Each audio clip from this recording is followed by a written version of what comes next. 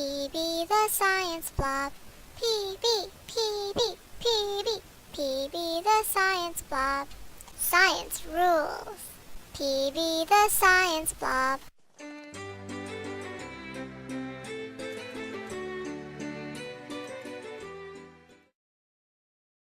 Whoa, that's so pretty. Where did you get it? I don't remember that decoration from last year. I grew them myself in chemistry class. Isn't it cool? Yeah, can I make one? Well, it's kind of complicated. That's okay. Please explain it to me. I want to know how they grow like that. Alright then. It's called a redox reaction.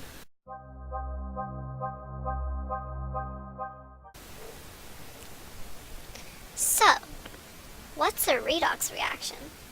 Well, a redox reaction is when two half reactions are happening at the same time.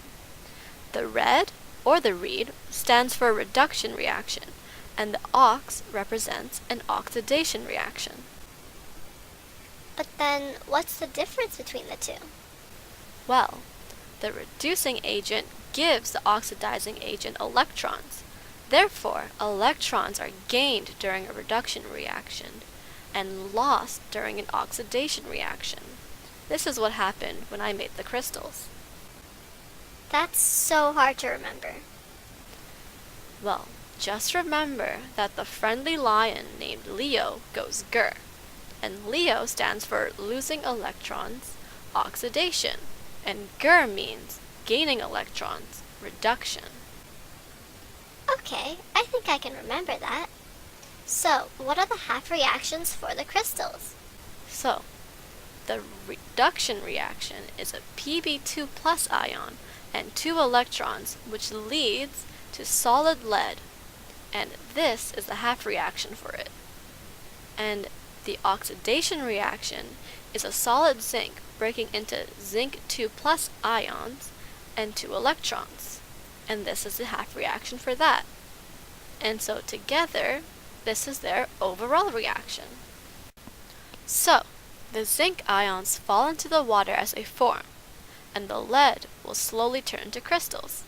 In this case, the acetate from the creation of this solution is simply a spectator ion, meaning it does not take part in the reaction.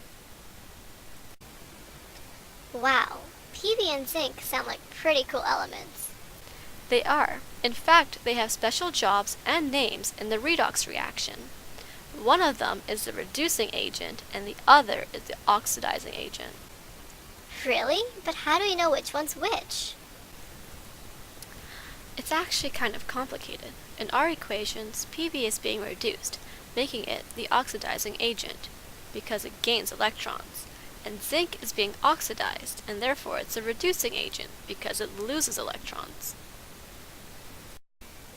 What? So, why is it called a reduction if we're gaining electrons?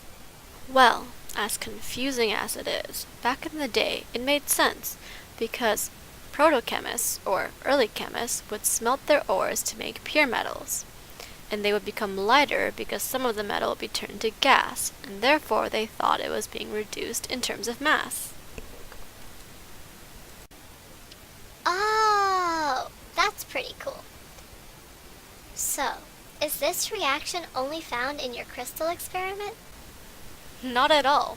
It's found everywhere in life. For example, when plants photosynthesize sunlight into food. That's a redox reaction. Or in the battery powering this very projector, or her cell phone, or his laptop.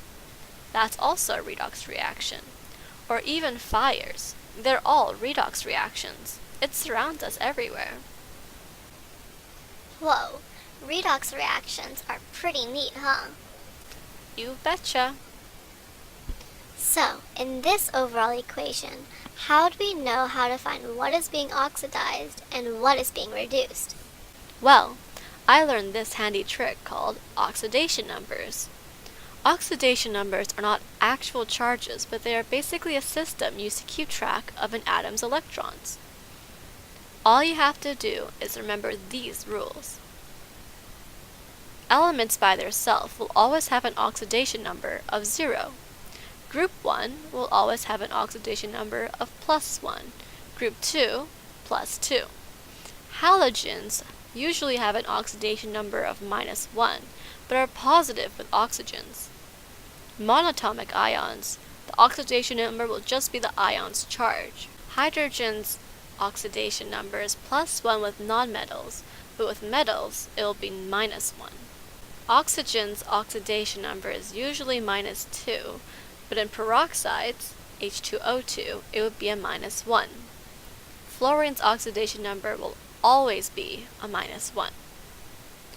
And the sum of an oxidation number for a neutral compound is 0, and the sum of an oxidation number for a polyatomic ion is the ion's charge. So let's do an example. NH3. Since we don't have a rule for nitrogen, we're going to have to do some detective work. We know that hydrogen is either +1 or -1, so let's see. Is nitrogen a metal or a nonmetal? It's a nonmetal. Yep. So hydrogen would have an oxidation number of +1, but since we have 3 of them, its total would be +3. Although don't confuse this for its oxidation number because its oxidation number is still +1. The compound does not have a charge, therefore its sum is 0. So now let's do some algebra. X plus 3 equals 0. Therefore, nitrogen's oxidation number is -3. So let's look at this original equation you had for me. Zinc plus NO3 minus turns into zinc 2 plus NO2. So we know that elements on their own have an oxidation number of 0. So that's easy. Zinc's oxidation number is just 0. But now we don't know nitrogen's oxidation number, but we do know that oxygen's is -2. And this doesn't look like a peroxide, so it definitely is a -2. -2 times 3, because there are 3 oxygens, is -6. So the overall charge of NO3 minus is -1. Therefore, x minus 6 equals -1. So that means that nitrogen's charge must be +5. Moving on, zinc 2 plus is a monatomic ion. Therefore, its ion's charge is just its oxidation number. So it would be, in this case, +2. So let's find this nitrogen's oxidation number. We know oxygen is -2. So -2 times 2, because now there are 2 oxygens, is -4. And the overall charge of this compound is just 0. Therefore, with algebra again, x minus 4 equals 0. And this means that nitrogen's charge must be +4. Great! Now we have to look at the changes in oxidation to figure out what's being reduced and what's being oxidized. A reduction means that the oxidation number is going down, and an oxidation means that the oxidation number is going up. That's simple enough. So here, we see that zinc is being oxidized and that the nitrogen is being reduced. Wow, I sure did learn a lot about redox reactions. Now I know what they are, what they do in real life, and how to find the reduction or oxidation in an overall equation. I think that's enough learning for a while.